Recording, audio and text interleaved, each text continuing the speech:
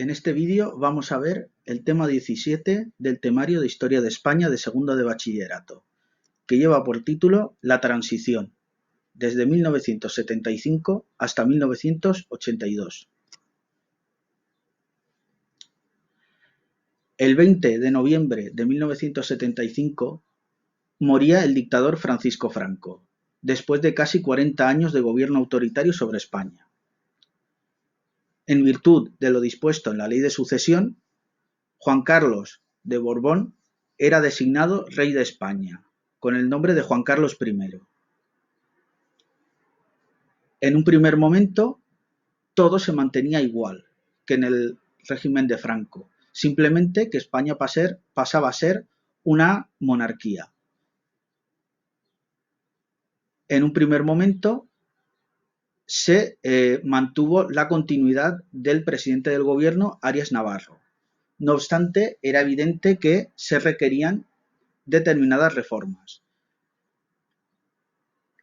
Arias Navarro llevó a cabo algunas reformas, pero eran consideradas completamente insuficientes por parte de la oposición democrática. Al mismo tiempo, estas reformas eran mal vistas por el núcleo de los inmovilistas, el llamado búnker franquista. Al mismo tiempo, la oposición empezaba a moverse. Recordemos que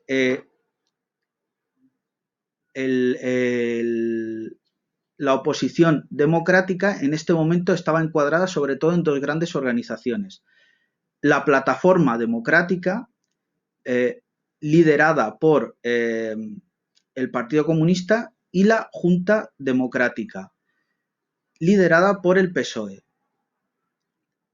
Estas dos organizaciones acuerdan fusionarse en la llamada Coordinación Democrática, lo que se llamará popularmente la Platajunta, por ser la unión de la Plataforma y de la Junta Democráticas. Esta Platajunta, esta Coordinación Democrática, va a unir las demandas de toda la oposición, que va a ser una demanda de ruptura, es decir, la creación de un gobierno provisional democrático y la convocatoria de elecciones libres y constituyentes para instaurar en España un sistema democrático. Todo esto sucedía en medio de una intensa conflictividad social con movilizaciones y huelgas, no solo reivindicando reformas políticas, sino también reformas económicas, ya que España estaba empezando una dura crisis económica. No obstante, lo principal eran en este momento las demandas de democracia. Sobrepasado por los acontecimientos, el 30 de junio de 1976, Arias Navarro presenta su dimisión al rey y es designado nuevo presidente del gobierno un joven político llamado Adolfo Suárez, considerado reformista. No obstante, en un primer momento, Suárez no fue bien acogido por la oposición democrática, ya que había sido jefe del Movimiento Nacional, es decir, del Partido Único en época de Franco. Entonces, no estaba claro de si Suárez iba a encabezar una reforma de carácter democrático. El tiempo finalmente demostró que fue una decisión acertada.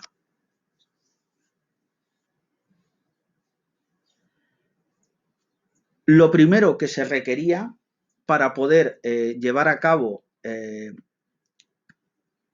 la llegada de la democracia era clarificar las cosas. En este momento hay una lucha.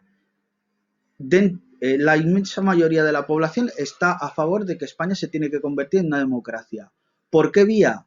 Eso no estaba claro. Había unos que defendían una vía rupturista, ya lo hemos visto, la oposición democrática, pero otros defendían una vía reformista, es decir, de ir haciendo pequeñas reformas hasta llegar a la democracia. Esta vía reformista fue la que se impuso. Para ello, se aprobó el gobierno presentó la llamada Ley de Reforma Política.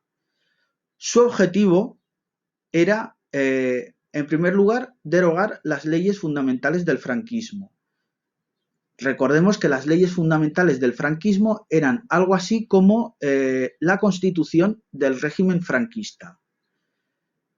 Esta ley de reforma política era una ley fundamental más, pero que derogaba todas las anteriores. Aparte, instauraba libertades democráticas y gracias a esta ley se podrían convocar unas elecciones democráticas. Aparte, como concesión a algunos sectores, se establecía que las cortes que saldrían de esas elecciones democráticas serían bicamerales. Un congreso elegido de forma íntegra por votación popular y el Senado que sería escogido una parte por votación popular, pero otra parte por designación real. Esto es importante porque esta ley de reforma política debía ser aprobada por las Cortes franquistas.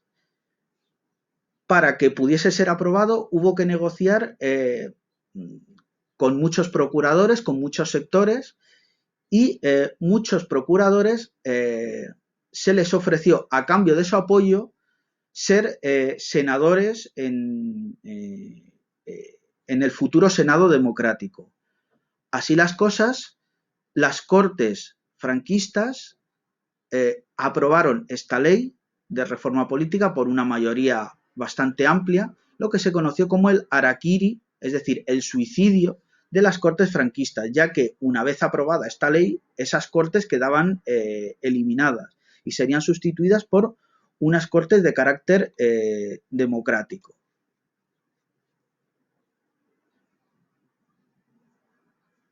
Se va a proceder a la votación.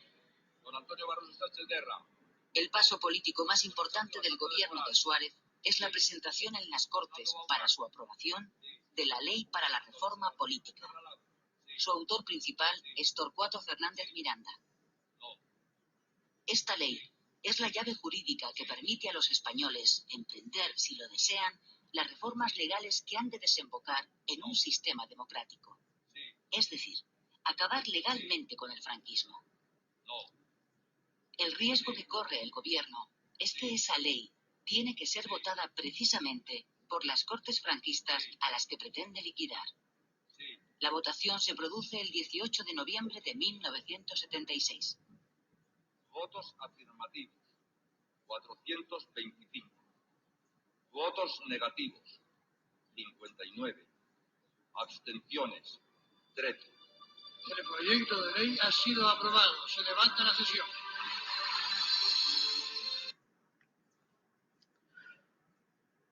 Como podemos ver en este vídeo, finalmente fue aprobado el proyecto de ley en las Cortes, pero después debía ser sometido a referéndum, debía ser votado por el pueblo.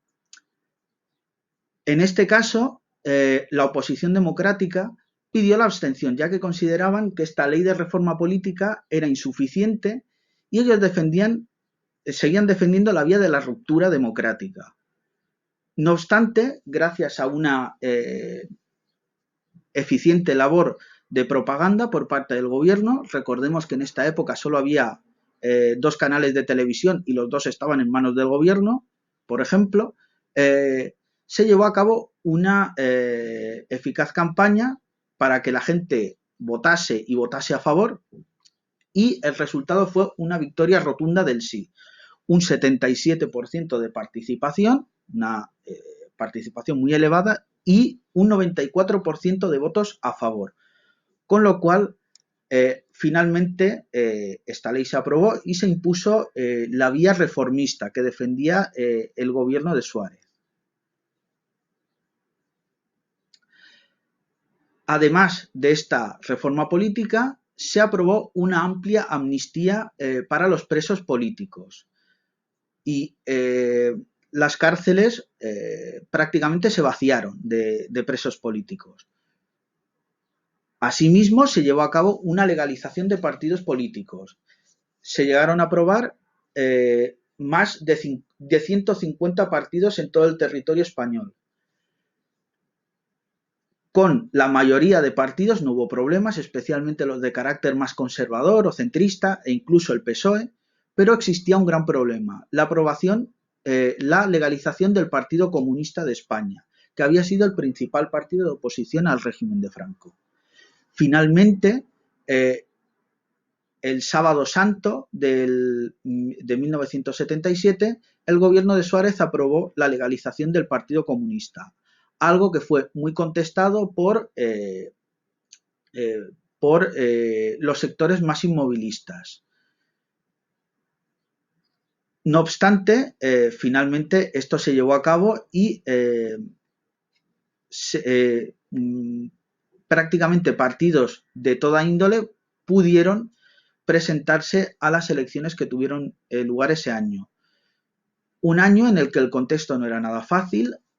España estaba atravesando una grave crisis económica que se había iniciado con la crisis del petróleo en 1973. El paro estaba desbocado y había problemas, también por ejemplo, problemas de inflación. Aparte de esta crisis económica, había un clima de abierta violencia. En este momento hay una serie de bandas terroristas que están llevando a cabo atentados. La principal de ellas es ETA, el grupo independentista vasco, pero hay otros, tanto de extrema izquierda, como por ejemplo el Grapo, como de extrema derecha. Como episodios de violencia más destacados podemos señalar los sucesos de Vitoria, en los que fuerzas policiales llevaron a cabo actos de violencia contra obreros que protestaban y se llegaron a producir muertos. Los sucesos de Montejurra, en los que se enfrentaron las dos facciones del carlismo, que todavía tenía cierta fuerza, una facción más abiertamente franquista y otra democrática. Y sobre todo, cabe destacar el asesinato de los abogados de Atocha, que eran unos abogados laboralistas vinculados al Partido Comunista, que fueron asesinados en su despacho por militantes de extrema derecha.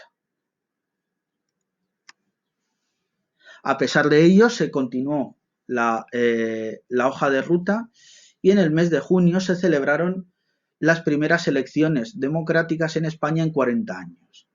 A estas elecciones acudieron partidos de prácticamente todo el espectro político. Entre los partidos de derecha tenemos por una parte la extrema derecha franquista, en este momento muy dividida porque existían por un lado Falange, con diversas escisiones, y el principal partido era Fuerza Nueva, liderado por Blas Piñar, que llegaría a tener un diputado en las elecciones de 1979. No obstante, la derecha franquista, el principal partido que representaba a esta corriente fue la Alianza Popular, liderada por Manuel Fraga y que incluyó en su seno a muchos antiguos ministros franquistas, especialmente a los tecnócratas. Por el centro político, el principal partido era la Unión de Centro Democrático, liderada por Adolfo Suárez. Era un partido que defendía la monarquía constitucional y tenía varias facciones dentro, que iban desde la derecha moderada hasta el centro izquierda. En la izquierda tenemos por una parte al PSOE, que se había reorganizado y estaba en este momento liderado de forma indiscutible por Felipe González.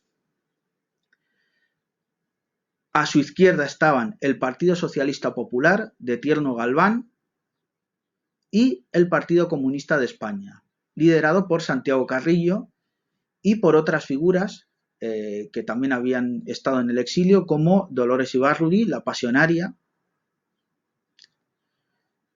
y que era un partido muy fuertemente organizado y que tenía unas expectativas muy altas de voto. Por último, estaban los partidos nacionalistas, que también habían sido legalizados y que esperaban poder ser decisivos en las futuras Cortes. Los resultados de las elecciones son los que tenemos en pantalla.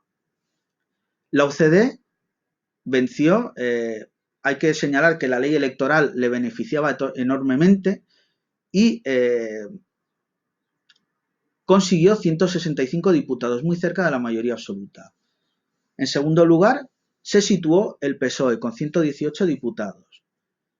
Por lo tanto, lo primero que podemos señalar es que en esas primeras elecciones los electores españoles optaron por la moderación. La UCD como líder del centro-derecha y el PSOE un partido de centro-izquierda. El Partido Comunista, a pesar de que tenía muchas expectativas, solo consiguió 20 diputados. Alianza Popular, 16. El pequeño Partido Socialista Popular de Tierno Galván, 6 diputados. Los nacionalistas catalanes de centro, el Pacte Democràtic de Cataluña, liderado por Pujol, 11 diputados. El PNV, 8 y otras formaciones, 6 diputados. Estas cortes, convertidas en cortes constituyentes, fueron las encargadas de llevar a cabo la redacción de una nueva constitución, la Constitución de 1978, que es la que actualmente está en vigor. Esta Constitución de 1978 establecía como forma de Estado la monarquía constitucional. Era una Constitución que bebía mucho tanto de la Constitución de la Segunda República, a pesar de que había sido una Constitución republicana, como de otras constituciones del momento, especialmente de la Constitución de la República Federal Alemana. Como Constitución democrática, esta Constitución establecía la soberanía nacional, la clásica división de poderes, el poder ejecutivo en manos del gobierno, el legislativo en manos de las Cortes y el judicial en manos de los tribunales de justicia que funcionarían en teoría de forma independiente. Las Cortes eran bicamerales, compuestas por el Congreso, escogido de forma democrática por todos los ciudadanos mayores de 18 años, y el Senado, que sería escogido una parte por los ciudadanos y otra parte por los parlamentos autonómicos, ya que el Senado es la Cámara de Representación de los territorios. El sufragio es universal, masculino y femenino, reservado a los mayores de 18 años. Esta Constitución da un paso más con respecto a lo que había sucedido en la Segunda República y establece el estado de las autonomías. Todas las regiones de España tienen derecho a acceder a la autonomía. Es un estado intermedio entre un estado centralista y un estado federal. Es un estado en el que hay descentralización política, pero una descentralización que no es total. Se establecen amplios derechos y libertades. A modo de ejemplo, podemos señalar que es la primera vez que se elimina la pena de muerte. Es verdad que la pena de muerte en la Constitución se reservaba únicamente en algunos casos, por ejemplo, en tiempo de guerra, pero finalmente, a día de hoy, la pena de muerte ha quedado completamente derogada.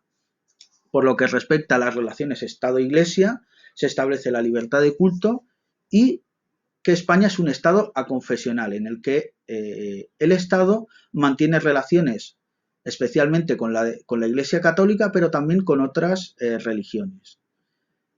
Esta Constitución fue aprobada por una amplia mayoría del Congreso y después fue llevada a referéndum, siendo aprobada de forma mayoritaria el día 6 de diciembre de 1978.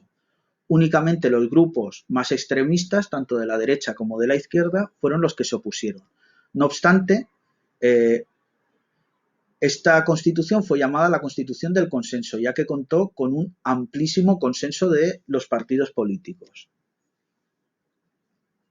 En base a esta Constitución se construyó una nueva estructura del Estado, el Estado autonómico. En la Constitución se marcaba una diferencia entre las nacionalidades históricas y las regiones.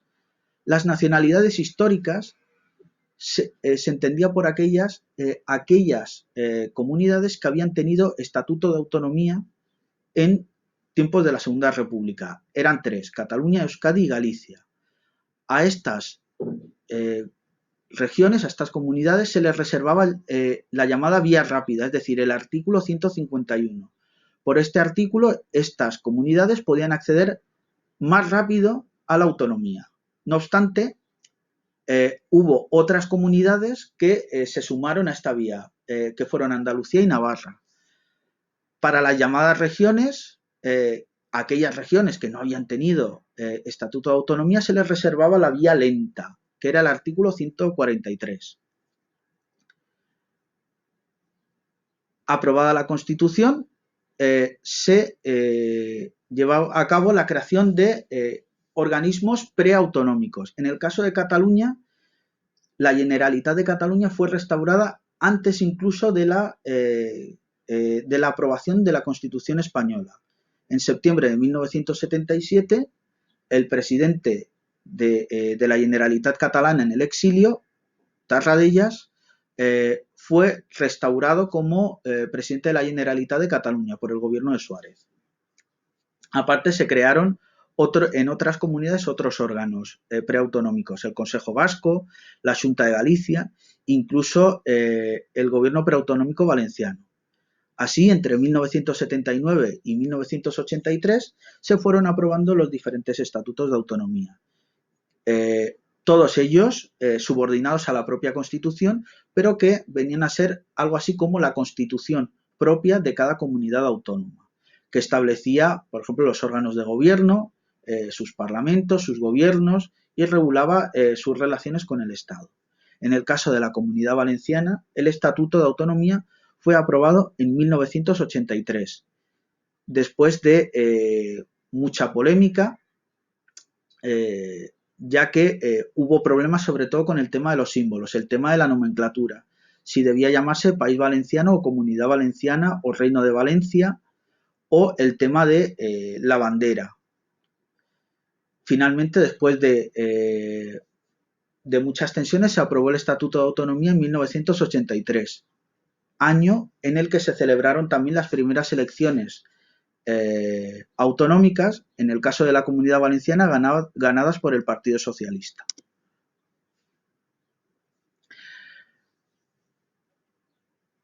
En los primeros años de la democracia, el gobierno estuvo en manos de la Unión de Centro Democrático, la UCD.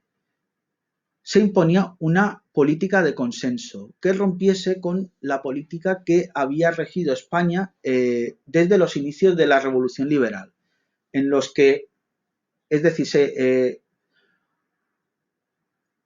como había demostrado la historia, cada vez que se aprobaba una constitución por parte de una facción política, en el momento en el que otra facción política llegaba al gobierno, imponía su propia constitución, con lo cual no había estabilidad política. De ahí que hubiese la necesidad en estos años de llegar a un consenso, aunque fuera mínimo, y que hubiese estabilidad y que la Constitución, como norma fundamental, tuviese continuidad. Algo que se consiguió en buena medida.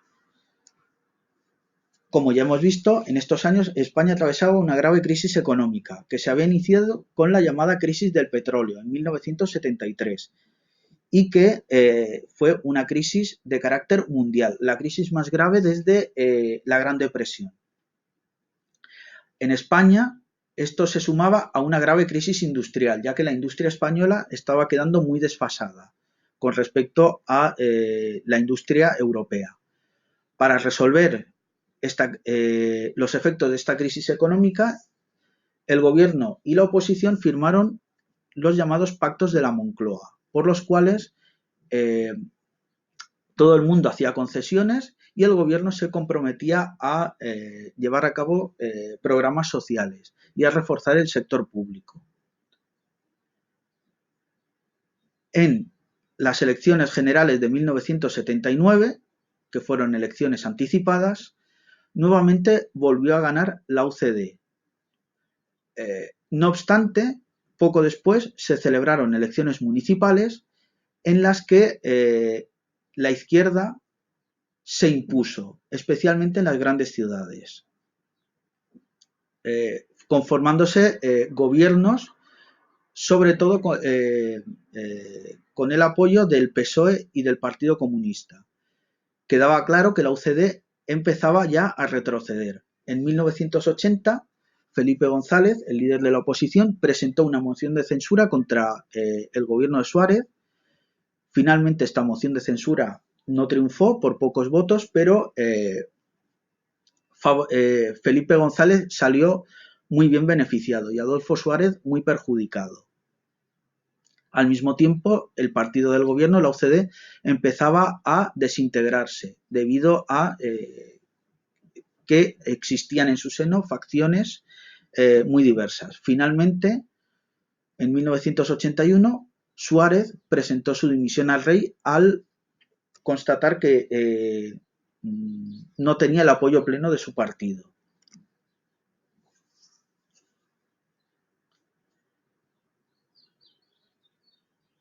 El año que siguió a la dimisión de Suárez fue un año de desintegración del partido del gobierno, de la UCD. En el momento en el que el presidente del gobierno dimitía, se tenía que llevar a cabo una votación para nombrar a su sucesor. El sucesor en ese momento era Calvo Sotelo. No obstante, en el momento en el que Calvo Sotelo iba a ser investido, en el momento en que se llevaba a cabo la votación en el Congreso de los Diputados, el coronel de la Guardia Civil, Tejero, llevó a cabo un intento de golpe de Estado.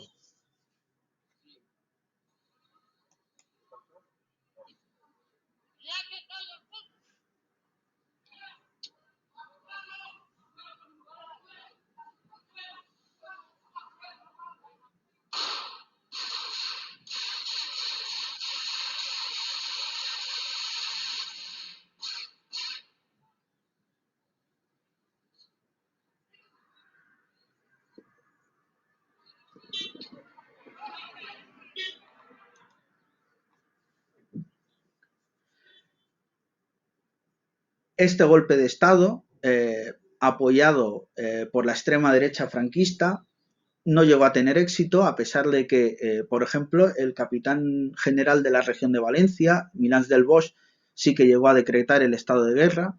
No obstante, la falta de apoyo y sobre todo la oposición del propio rey a este golpe de Estado dieron al traste con los deseos de los golpistas, que fueron rápidamente reprimidos y ya que en este momento quedaba claro que el proceso democratizador en España no tenía vuelta atrás. Calvo Sotelo fue finalmente designado presidente del gobierno por las Cortes, pero la descomposición de la UCD era ya imparable.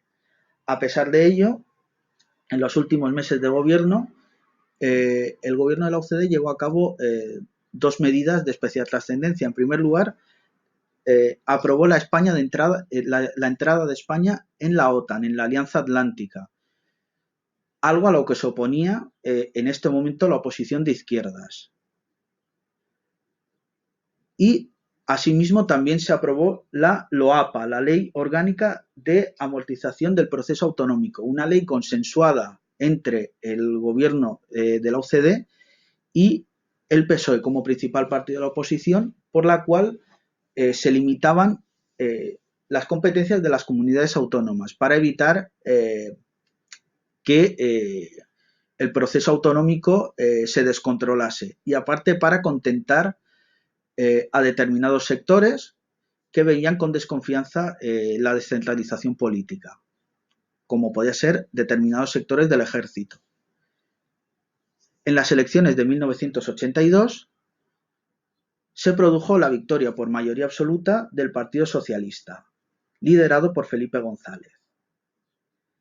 En estas elecciones marcaron también el hundimiento de la UCD y el ascenso de Alianza Popular, que se convirtió en el principal partido de referencia de la derecha española.